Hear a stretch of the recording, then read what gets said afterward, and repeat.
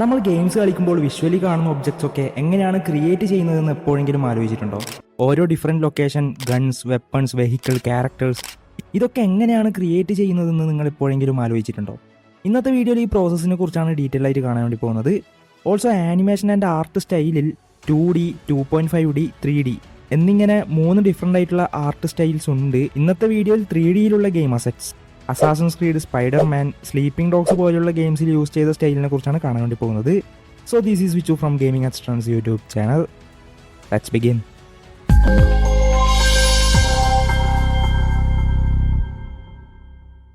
Concept art. എല്ലാ game അസെറ്റ്സും ആരംഭിക്കുന്നത് ഒരു ഐഡിയയിൽ നിന്നാണ്. ഇത് ക്രിയേറ്റ് ചെയ്യുന്ന ആളുടെ മൈൻഡിൽ ഒരു ഇമാജിനേഷനാണ് ആദ്യം ഉണ്ടാവുക.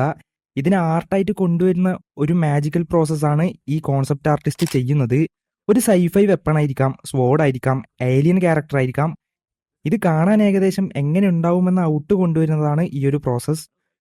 കോൺസെപ്റ്റ് ആർട്ടിസ്റ്റിനോട് ഒരു ഐഡിയ നമ്മൾ പറഞ്ഞു കഴിഞ്ഞാൽ അവരത് ഡെവലപ്പ് ചെയ്ത് multiple colour, multiple style, multiple ഡിസൈൻസിൽ നമ്മൾക്ക് കാണിക്കും. ഓൾസോ ഇതിൽ ചില സമയത്ത് ഈ ആർട്ടിസ്റ്റിന്റെ ഐഡിയാസും സജഷൻസും ഒക്കെ ആഡ് ചെയ്തായിരിക്കും വർക്ക് ചെയ്യുക.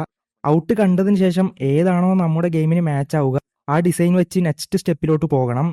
ഞാൻ ഇതിനു മുന്നേ വർക്ക് ചെയ്ത ആനിമേഷൻ സ്റ്റുഡിയോയിൽ ഫോട്ടോഷോപ്പാണ് ഈ കോൺസെപ്റ്റ് ആർട്ടിസ്റ്റ് ഒക്കെ യൂസ് ചെയ്യുന്നത് കണ്ടിട്ടുള്ളത്. വേറെയും സോഫ്റ്റ്വെയർസ് ഇതിനു വേണ്ടി യൂസ് ചെയ്യാം.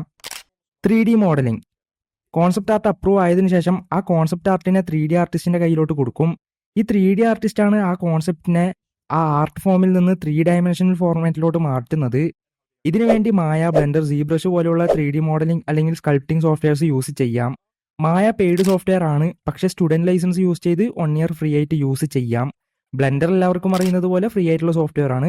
സീബ്രഷും പെയ്ഡ് ആണ്. ഓൾസോ സീബ്രഷ് മോസ്റ്റ്ലി സ്കൾപ്റ്റിങ്ങിനാണ് യൂസ് ചെയ്യുക. 3D മോഡൽസിനെ രണ്ടായിട്ട് ഡിവൈഡ് ചെയ്യാം: hard surface and organic models. Hard സർഫസിന് non living things like house, gadgets, weapons ഇതൊക്കെയാണെന്ന് പറയാം. ഇതൊക്കെയാണ് ഹാർഡ് സർഫസ് മോഡൽസിൽ വരുന്നത്. ഓർഗാനിക് മോഡൽസിൽ living organisms, animals and humans ഒക്കെ ഇതിലാണ് ഉൾപ്പെടുക. So ZBrush mostly organic models sculpt ചെയ്യാൻ വേണ്ടിയാണ് യൂസ് ചെയ്യാറ്. ഈ 3D കമ്മ്യൂണിറ്റിയിലുള്ള ഏറ്റവും വലിയ ഡിസ്കഷനാണ് മായാണോ ബെസ്റ്റ് ഇല്ലെങ്കിൽ ബ്ലെൻഡർ ആണോ ബെസ്റ്റ് എന്നത്. ഞാൻ ഈ ഫീൽഡിലോട്ട് വരുമ്പോൾ ബ്ലെൻഡർ പഠിച്ചിട്ടാണ് സ്റ്റാർട്ടിങ്ങിൽ വന്നത്. പക്ഷെ ഇപ്പോൾ യൂസ് ചെയ്യുന്നത് മായാണ്. ലിറ്ററലി ബ്ലെൻഡറിനെ കുറിച്ചൊന്നും എനിക്കിപ്പോൾ ഓർമ്മയില്ല. മായ എനിക്ക് സ്റ്റാർട്ടിങ് ഭയങ്കര ഹാർഡായിട്ടാണ് തോന്നിയത്. ബ്ലെൻഡറിൽ ഈ ഫീൽഡിലോട്ട് സ്റ്റാർട്ടിങ് വരുന്നത് നല്ല സിമ്പിളായിട്ടുള്ള രീതിയിലും എനിക്ക് തോന്നിയതായിരുന്നു. ബ്ലെൻഡർ ആക്ച്വലി ഒരു യൂസർ ഫ്രണ്ട്ലി ഫീൽ നമ്മൾക്ക് തരും. പിന്നെ ബ്ലെൻഡറിനെ കുറിച്ച് ഏകദേശം എല്ലാ ട്യൂട്ടോറിയലും യൂട്യൂബിൽ തന്നെ ഉണ്ട്. സോ എന്തെങ്കിലും ഡൗട്ട് ഉണ്ടെങ്കിൽ വേഗം നിങ്ങൾക്ക് സെർച്ച് ചെയ്ത് നോക്കി കണ്ടുപിടിക്കാം. കമ്മ്യൂണിറ്റിയും ഉണ്ട്. പക്ഷെ മായനെക്കുറിച്ച് ബേസിക് ആയിട്ടുള്ളതൊക്കെ ഇന്റർനെറ്റിൽ അവൈലബിൾ ആണെങ്കിലും കുറച്ച് ഡീപ്പായിട്ടുള്ള കാര്യങ്ങൾ ഒക്കെ യൂട്യൂബിലൊന്നും അവൈലബിൾ അല്ല. കുറച്ച് സമയം ഇരുന്ന് റിസർച്ച് ചെയ്ത് നോക്കിയാലേ കണ്ടുപിടിക്കാൻ പറ്റൂ. മായാണോ ബ്ലെൻഡർ ആണോ ബെസ്റ്റ് എന്ന് ചോദിച്ചാൽ ബ്ലെൻഡറിൽ ചെയ്യാൻ പറ്റുന്ന എല്ലാം മായയിലും ചെയ്യാൻ പറ്റും. മായയിന് ശേഷമാണ് ബാക്കിയുള്ള സോഫ്റ്റ്വെയർസ് വരുന്നത്. പക്ഷെ മായയുടെ UI ഇപ്പോഴും പേഴ്സണലി എനിക്ക് ഔട്ട്ഡേറ്റഡ് ആയിട്ടാണ് തോന്നാറ്. കാരണം വരുന്ന അപ്ഡേറ്റ്സിൽ യൂസർ ഇന്റർഫേസിൽ വലിയ ചേഞ്ചസ് ഒന്നും ഞാൻ ഇതുവരെ കാണുന്നില്ല. 2 സോഫ്റ്റ്വെയറും പഠിച്ചു വെക്കാൻ പറ്റുന്നുണ്ടെങ്കിൽ അത്രയും നല്ലതായിരിക്കും. നിങ്ങൾ 3D ആർട്ടിസ്റ്റ് ആണെങ്കിൽ നിങ്ങൾക്ക് ഏത് സോഫ്റ്റ്വെയർ ആണ് ബെസ്റ്റ് ആയിട്ട് തോന്നിയതെന്ന് കമന്റ്സിൽ മെൻഷൻ ചെയ്യൂ. 3D മോഡൽ ചെയ്യുമ്പോൾ ക്യാരക്ടർ മോഡൽസിൽ ഫേഷ്യൽ ഫീച്ചർ ഒക്കെ നോക്കി വേണം മോഡൽ ചെയ്യാൻ. കാരണം ഈ മോഡൽസ് ആനിമേറ്റ് ചെയ്യുന്നതിന് മുന്നേ റിഗ് ചെയ്യണം. പ്രോപ്പറായിട്ട് 3D മോഡൽ റിഗ് ചെയ്യണമെങ്കിൽ മെഷ് ഫ്ലോ, അതായത് നിങ്ങൾ ഇതിൽ കാണുന്ന ഈ ലൈൻസ് ഇല്ലേ, അതൊക്കെ ഒരു പ്രോപ്പർ ഫ്ലോയിൽ ഉണ്ടാവണം. ഈ 3D മോഡൽസിന് മെഷ് എന്നാണ് പറയുക, ഈ ലൈൻസിനെ മെഷ് ഫ്ലോ എന്നും. ഒരു 3D മോഡൽ എന്നത് കുറേ പോളിഗൺസ് വെച്ച് ക്രിയേറ്റ് ചെയ്തതായിരിക്കും. പോളി കൗണ്ട് കൂടുന്നതിനനുസരിച്ച് പെർഫോമൻസിന് ഡിഫറൻസ് വരും. ആസ് എ 3D ആർട്ടിസ്റ്റ് ഗെയിംസിന് 3D മോഡൽ ചെയ്യുമ്പോൾ മാക്സിമം ലോ പോളിയിൽ ചെയ്യാൻ വേണ്ടി നോക്കണം. അതേപോലെ ആവശ്യമുള്ള ഡീറ്റെയിലിങ്ങും ആ മോഡൽസിന് കൊടുക്കാൻ പറ്റണം. UV mapping and texturing. ഇപ്പോൾ നമ്മൾ ചെയ്തു വെച്ച 3D മോഡൽ ഒരു പുതിയ കളർ ബുക്ക് പോലെയാണ് ഉണ്ടാവുക. അതായത് ചിത്രങ്ങൾ അല്ലെങ്കിൽ ഒബ്ജക്ട്സ് ഉണ്ടാവും, പക്ഷെ കളർ ഉണ്ടാവില്ല. ഇതിനെ കളർ ചെയ്യുന്ന പ്രോസസ്സിനെയാണ് ടെക്സ്ചറിങ് എന്ന് പറയുക. നേരെ കൊണ്ടുപോയി ടെക്സ്ചർ ആഡ് ചെയ്യാൻ പറ്റില്ല. അതിനു മുന്നേ UV മാപ്പ് ചെയ്യണം. എല്ലാ 3D ആർട്ടിസ്റ്റിനും ഒരു പേടി സ്വപ്നം പോലെ ആയിരിക്കും ഈ UV മാപ്പിംഗ് ഉണ്ടാവുക. ചെറിയ മോഡൽസ് ആണെങ്കിൽ കുഴപ്പമില്ല. നല്ല ഡീറ്റെയിൽ ആയിട്ടുള്ള 3D മോഡൽസ് ആണ് മോഡൽ ചെയ്യുന്നതെങ്കിൽ, മോഡലിംഗ് ചെയ്യുമ്പോൾ തന്നെ UVയുടെ പ്രോസസ്സ് ഓർക്കുമ്പോൾ മൂഡ് പോവും. ഈ സാധനം കണ്ടില്ലേ, ഇതിനെ 2 വർഷം മുന്നേ ഇരുന്ന് മോഡൽ ചെയ്ത് ടെക്സ്ചർ ചെയ്ത പ്ലെയിൻ ആണ്. മായ തുടങ്ങിയ ടൈമാണ്, മായ പഠിക്കാൻ തുടങ്ങിയ ഒരു 1 മന്ത് തന്നെ ഞാൻ ഇത് ചെയ്യാൻ തുടങ്ങിയതായിരുന്നു.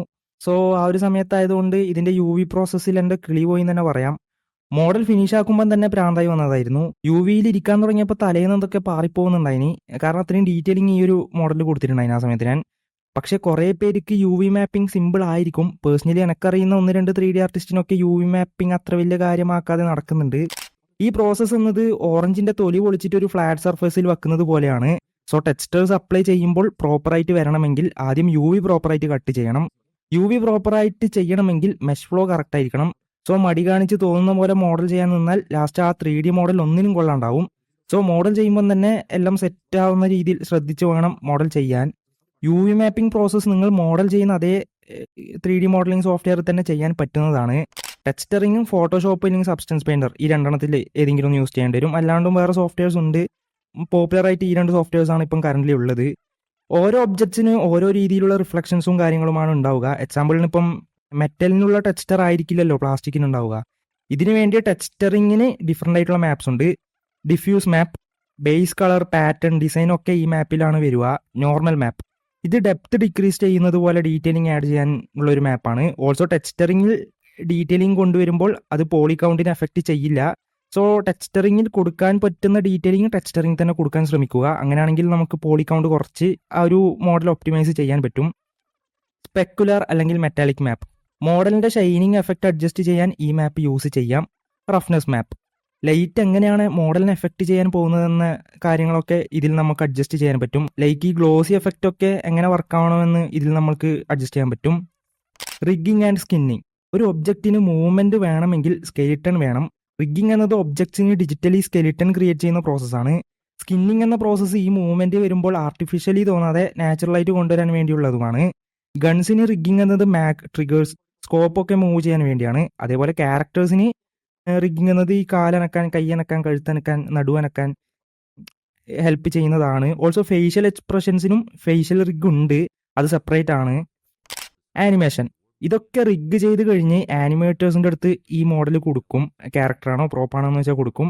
അവർ കീസൊക്കെ വെച്ച് സെറ്റ് ചെയ്ത് ആ കർവ്സൊക്കെ അഡ്ജസ്റ്റ് ചെയ്ത് സ്മൂത്ത് ആയിട്ട് ഒരു ആനിമേഷൻ റെഡിയാക്കി തരും. പക്ഷെ ഇപ്പോൾ കൂടുതലും മോക്കാപ്പാണ് വലിയ വലിയ ഗെയിംസിനൊക്കെ യൂസ് ചെയ്യുന്നത്. പിന്നെ വിച്ചർ 3ലും മോക്കാപ്പ് യൂസ് ചെയ്തായിരുന്നു.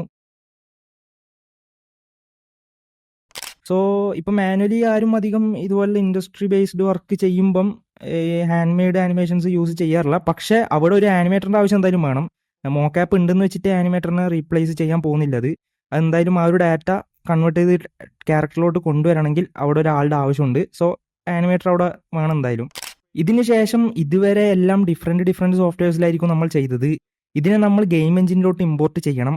കട്ട് സീൻ ആണെങ്കിൽ ഡയറക്റ്റ് ആനിമേറ്റ് ചെയ്യാം. പക്ഷേ ഗെയിം പ്ലേ എലമെന്റ്സ് ഉണ്ടെങ്കിൽ ആദ്യം കോഡ് ചെയ്തിട്ട് അത് രണ്ടും കൂടെ ഇൻ്റഗ്രേറ്റ് ചെയ്യണം. ഓൾസോ ഗെയിം പ്ലേയിലോട്ട് വരുമ്പോൾ ഇതൊക്കെ പ്രോപ്പറായിട്ട് വർക്ക് ആവുന്നുണ്ടോ, ഗ്ലിച്ചസ് ഉണ്ടോ എന്നതൊക്കെ ടെസ്റ്റ് ചെയ്യണം. ടെസ്റ്റ് ചെയ്യാണ്ട് വന്ന ഗെയിംസ് കുറേ ഉണ്ട്. ഓൾസോ കൊളീഷൻ, ലൈറ്റിംഗ്, ഇൻറ്ററാക്ടിവിറ്റി എന്നീ കാര്യങ്ങളും നോക്കണം. ഇതൊക്കെ ഗെയിം ഡെവലപ്മെൻറ്റിൻ്റെ സെക്ഷനിൽ വരുന്നതാണ്, ആർട്ടിൻ്റെ അല്ല. ഡെവലപ്മെൻറ്റ് സൈഡിലുള്ള കാര്യങ്ങളെക്കുറിച്ച് വേറൊരു വീഡിയോയിൽ നമുക്ക് ഡീറ്റെയിൽ ആയിട്ട് കാണാം. ഞാൻ മാക്സിമം നോർമലായിട്ടുള്ളവർക്ക് മനസ്സിലാക്കാൻ പറ്റുന്ന രീതിയിൽ എക്സ്പ്ലെയിൻ ചെയ്തിട്ടുണ്ടെന്ന് പ്രതീക്ഷിക്കുന്നു. നിങ്ങൾക്ക് വേറെ എന്തെങ്കിലും ഡൗട്ട് ഉണ്ടെങ്കിൽ ജസ്റ്റ് ഇൻസ്റ്റാഗ്രാമിൽ ഒന്ന് ടെക്സ്റ്റ് ചെയ്താൽ മതി. ഞാൻ ഒന്ന് ഫ്രീ ആകുമ്പം റിപ്ലൈ തരാം. ഈ വീഡിയോ ഇൻഫോർമേറ്റീവ് ആയിട്ട് തോന്നിയിട്ടുണ്ടെങ്കിൽ ഈ വീഡിയോ ലൈക്ക് ചെയ്തിട്ട് നിങ്ങളുടെ ഫ്രണ്ട്സിന് ഒന്ന് ഷെയർ ചെയ്യുക. സോ ഞാൻ ഈ വീഡിയോ അവസാനിപ്പിക്കുന്നത് ഇഷ്ടപ്പെട്ടു ലൈക്ക് ഷെയർ ചെയ്യാൻ വേണ്ടി ചാനൽ സബ്സ്ക്രൈബ് അടുത്തുള്ള ബെല്ലൈക്കൺ ചെയ്ത് സപ്പോർട്ട് ചെയ്യുക. ഇനി വേറെ നല്ല വീഡിയോ കാണുന്നത് ഫ്രം ഗെയിമിംഗ് ഫ്രണ്ട്സ്.